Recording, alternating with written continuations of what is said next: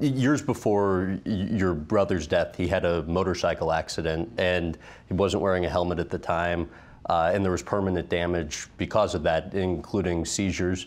How did things change as a result of that accident?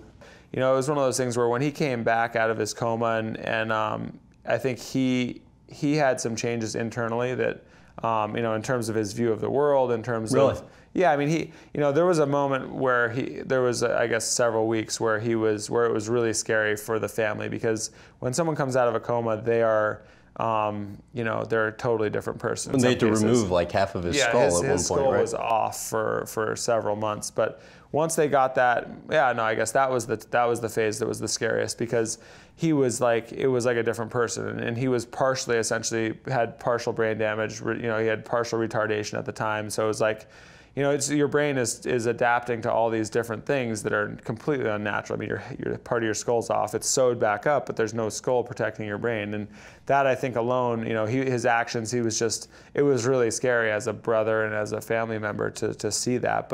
But once he kind of more or less got his head back, you know, his skull back on, he was back to more or less, he became 100% normal again in terms of his personality, his knowledge, his awareness. The downside was, because of all that brain trauma and the lack of knowledge about brain trauma and how to deal with it in the medical industry, you know, he had to deal with seizures. He didn't want to take the medications that can reduce the seizures because they were so awful for the rest of his life. They just made him feel terrible. And, you know, Where did you come out on that? What do you mean? With the medicine?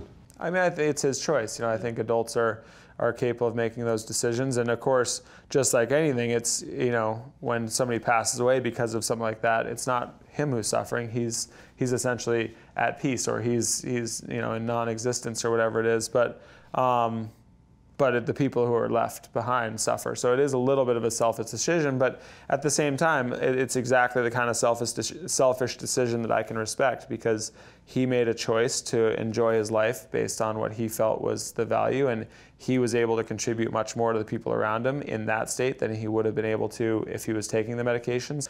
It was, you know, it was something that I supported him on, my mom supported him on. It was hard for us to watch because you knew the chance was there, but again, it's just, that's like any parent, you know, it's hard to watch your children do anything that involves risk because you don't want them to get hurt. And right. You know. He had been training, you know, as a professional snowboarder, really working to try and make it to the 2014 Olympic Games, where you guys would have been competing in the same games together. And he lost his life from a seizure. How hard was the grieving process on you, you know, the older brother? Yeah, I mean, it wasn't, you know, it doesn't really go away anytime you lose a family member. I think it's just always there. But the moment when we found out was the time that was really tough. That moment, I think, you know, obviously I wouldn't wish that on anybody, but was very unifying for the whole group, because I think a lot of people felt like they became close to everyone else just because of how strong the emotion was, and how, you know, how similar for each person. You personally, it seemed like you went through a really tough 6-month period or so, because in addition to the brother's death, your wife has a miscarriage. There's a paternity suit with an ex-girlfriend that you had prior to meeting your wife. I don't think you're allowed to call her a girlfriend. I saw her a total of 5 times. Okay, but yeah. Not a person that. Yeah, exactly. Prior to meeting your wife. Yeah. You said, I mean, going through all that really sucked out your will to live.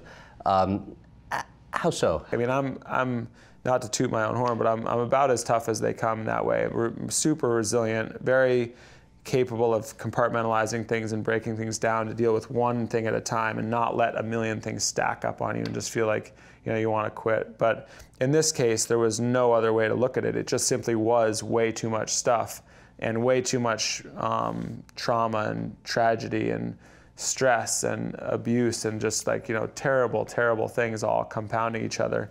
And it just, you know, it was, again, you know, unfortunately, you learn through those kind of challenges a lot of ways. I mean, I wouldn't want people to have to experience that stuff, but, they are revealing. I mean, you do recognize what you're capable of, and they reveal character when you're in those kind of moments. And what'd you learn about yourself having gone through all that? well, that I was, you find your limit. You can kind of recognize it. You become a little bit more humbled because of it, because you realize you were right next to the edge of where you're not capable anymore, or you went past it in some cases, and you had to rely on people around you to support you and help to manage it, or manage the stress, or whatever else it was. But yeah, I mean, and also, it was in a way positive for my marriage, for my, with Morgan, because we were able to rely on each other, and it was, again, unifying. I mean, you had a common enemy or a common challenge to face, and those challenges were all around us. I mean, it was the loss of my brother. It was, it was her miscarriage. It was very, very challenging, very character building, but also, like I said, you do learn through that revealing of yourself to people around you, so that they can support you through those things. Because I'm so self-sufficient, I always kind of figure I can deal with stuff on my own, and a lot of those circumstances, it wasn't the nature of the battle that had to happen. It had to be a unified effort between my whole family and between everyone, and that was, I think, really a positive experience.